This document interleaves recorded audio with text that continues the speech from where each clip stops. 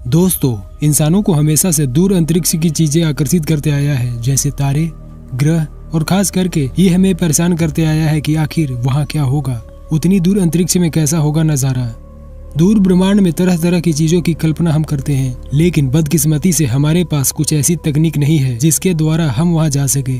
पर कोई बात नहीं, मैं आपको इस वीडियो में बिल्कुल दूर ब्रह्मांड की यात्रा पर लेकर चलने वाला हूँ, जहाँ आप देखेंगे कि कैसा नजारा है वहाँ। उस दूर अंतरिक्ष से हमारी धरती कैसी दिखती है, क्या हम ऐसे ग्रह भी देख पाएंगे जहाँ हमारी कल्पना दम तोड़ती दिखेगी।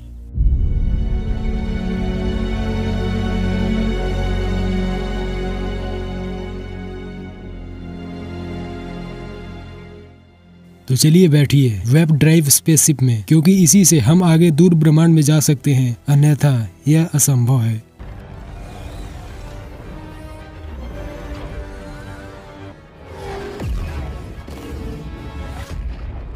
यह है हमारा गोला, यानी कि हमारा ग्रह। कितनी खूबसूरत लगती है हमारी पृथ्वी, मस्त। थोड़े से नजर घुमाएंगे तो देखेंगे कि अपना चंदा मामा यहाँ है, लेकिन ये अपनी बहन पृथ्वी से काफी छोटे हैं। इस पर ग्रेविटी बिल्कुल कम है। चांद पर कोई पत्थर मारने पर ऐसा लगता है सब स्लो मोशन में हो रहा है। थोड़ी सी और दूर जाते हैं।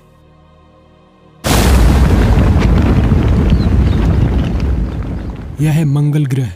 ऐसा माना जाता है कि इस ग्रह पर भी कभी एक जीती जागती दुनिया थी, लेकिन आज यह बेजान है। चारों तरफ रेत ही रेत हैं। यहाँ तूफान भी आते हैं।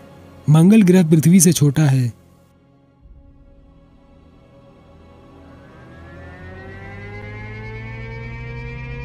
जब यहाँ से भी दूर निकलते हैं तो देखेंगे कि ये जुपिटर साहब बहुत बड़ा कद काठी लिए सब ग्रहों को डरा रहे हैं। वैज्ञानिकों ने बताया कि जुपिटर पर कोई ठोस सतह नहीं है, यह बिल्कुल गैस का गोला है। इसकी ग्रेविटी इतनी है कि पृथ्वी पर अगर आप 50 केजी के हो तो यहाँ आप 150 केजी के हो जाएंगे। अभी हम पृथ्वी से लगभग 77 करोड़ किलोमीटर दूर हैं। जब इससे भी आगे जाते हैं तो हम देखेंगे कि हमारे सौरमंडल के सारे ग्रह सूर्य के चारों ओर घूम रहे हैं। आपको पता है, जुपिटर तक प्रकाश को भी पहुंचने में लगभग 45 मिनट का समय लगता है, और उस कोने में प्लूटो ग्रह तक पहुंचने में लाइट को 4.5 घंटे का समय लगता है।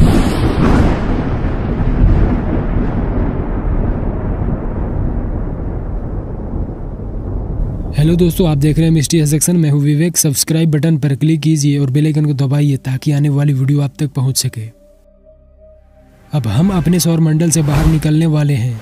यहाँ से बाहर निकलने पर हम देखेंगे कि हमारे सौरमंडल जैसे और भी सौरमंडल अपने अंदर कई ग्रहों को लेकर घूम रहे हैं। ये देखिए, यह है अल्फा सेंटोरी स्टार सिस्टम। वैज्ञानिक अल्फा सेंटोरी के बारे में बहुत कुछ बताते हैं। उनका मानना है कि इस तारामंडल में ऐसे भी ग्रह है जिसका वातावरण कुछ हद तक पृथ्वी से मिलती जुलती है। अब वातावरण पृथ्वी जैसा रहा तो जाहिर सी बात है कि वहाँ भी जीवन की उम्मीद जाग उठेगी, पर अफसोस की बात की कोई इसके बारे में जानकारी नहीं है। आप यह जानकर चौंक जाएंगे कि पृथ्वी से अभी हम 4.367 लाइट ईयर दूर हैं। अगर इसे किलोमीटर में लिखा जाए तो इतना किलोमीटर दूर हैं हम पृथ्वी से। अब आप ये संख्या देख लो।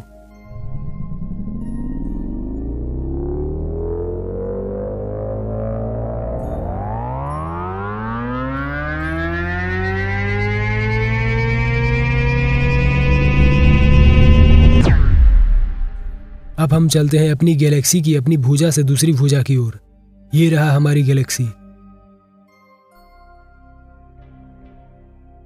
इसका नाम मिल्की वे है। हमारी पृथ्वी इस भुजा में निवास करती है। इस भुजा का नाम ओरियन आर्म है। ओरियन आर्म मिल्की वे गैलेक्सी की एक छोटी सर्पिल भुजा है जो 3500 प्रकाश वर्ष के पार और लगभग 10,000 प्रकाश वर्ष लंबाई में है, जिसमें पृथ्वी सहित सौरमंडल शामिल है।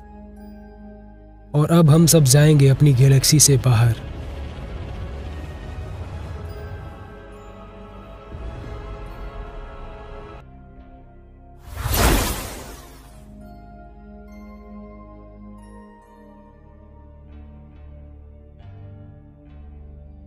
अब हम अपनी गैलेक्सी से बाहर हैं।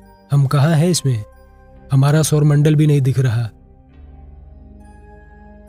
इस आकाशगंगा को देखिए, यह है मिल्की वे गैलेक्सी का पड़ोसी आकाशगंगा एंड्रोमेडा। पृथ्वी से एंड्रोमेडा गैलेक्सी की दूरी 25 लाख प्रकाश वर्ष है। आपको इधर ऐसे अरे गहरे बहुत सारे गैलेक्सियां दिख सकती है।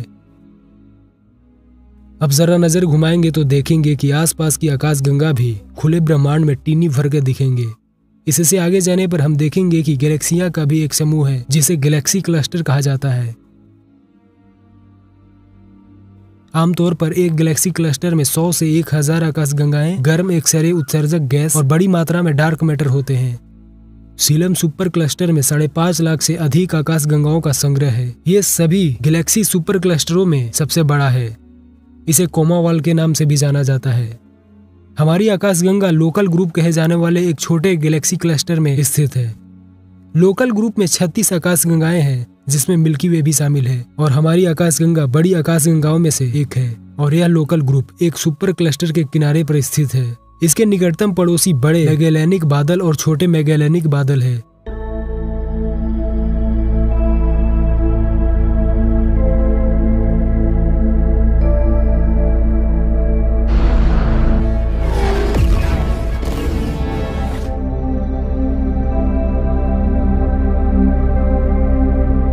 अभी इतना सोचिए कि हमारा पृथ्वी हमें कितनी बड़ी लगती है।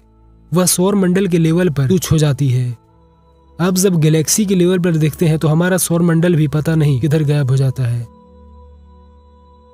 अब हमें गैलेक्सी मिल्की वे बहुत बड़ी लगने लगती है, लेकिन जब गैलेक्सी क्लस्टर के लेवल पर आते हैं तो मिल्की वे गैलेक्सी भी बिंदु समान मालूम पड़ती है।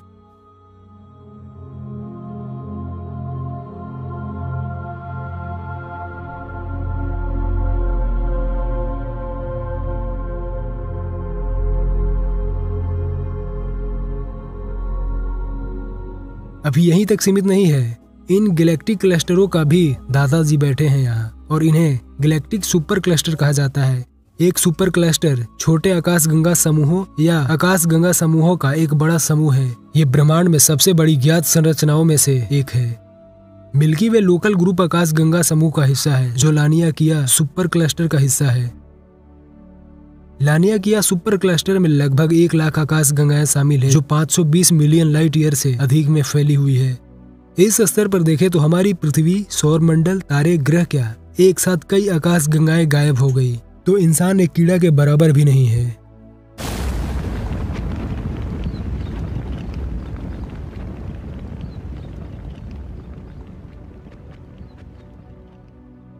सुपर क्लस्टर के बड़े आकार और कम घनत्व का मतलब है कि वे क्लस्टर के विपरीत हब्बल विस्तार के साथ विस्तारित होते हैं।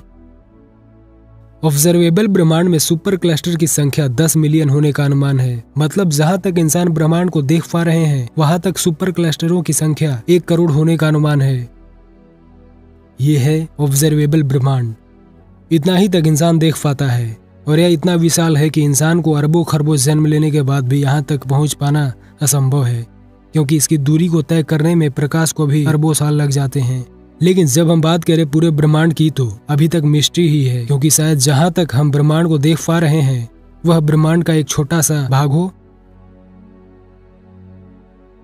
वैज्ञानिक ऐसा भी मानते हैं कि यह भी हो सकता है कि हमारा ब्रह्मांड अनंत हो, और जब यह अनंत होगा तो इसका ढांचा तैयार करना या इसको देख पाना कभी भी संभव ही नहीं है।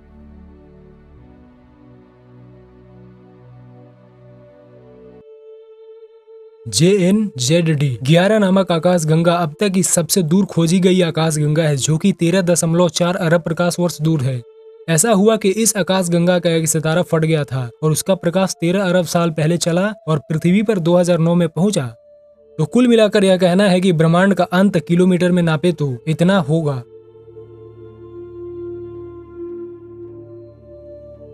और जरूरी नहीं कि इसके बाद का ब्रह्मांड का अंत हो जाए, हो सकता है उसके बाद दूसरा ब्रह्मांड शुरू हो जाए।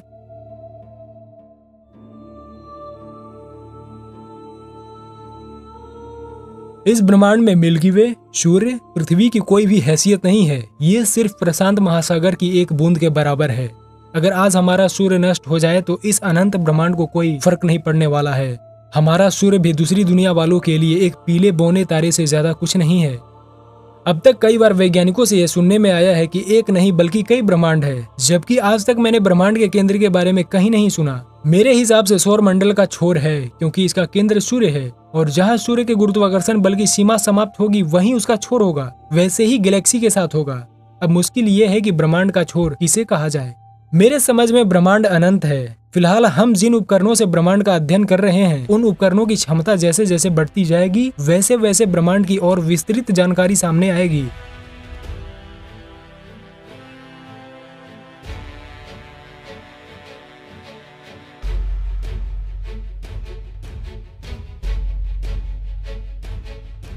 ब्रह्मांड के छोर या इसकी सीमा के बारे में कोई ठोस जानकारी फिलहाल मौजूद नहीं है। रही बात मनुष्य के ब्रह्मांड के छोर तक पहुंचने की, तो अगर माना जाए कि छोर है भी, फिर भी हमें यह समझना जरूरी है कि ब्रह्मांड बहुत ज्यादा बड़ा है।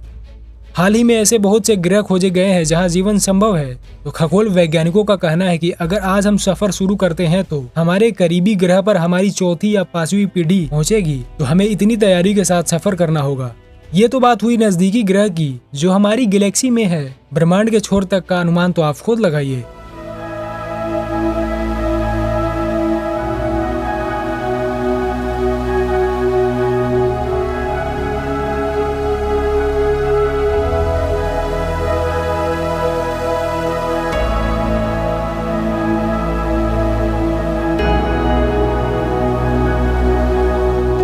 तो आज का वीडियो इतना ही तक। इस वीडियो को लाइक कीजिए, शेयर कीजिए और इस चैनल को सब्सक्राइब जरूर करें। धन्यवाद।